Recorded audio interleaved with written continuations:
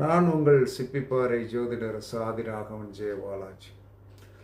வளர்பிறை நவமி திதியில் எந்த ஒரு மனிதன் தேங்காய் தானம் ப்ளஸ் 11 ரூபாய் தட்சணைகள் செய்து வருகிறார்களோ, நாம் படித்து வைத்திருக்கிற வித்தை சில நேரங்களில் யாருக்குமே பிரயோஜனம் இல்லாமல் இருக்கும்.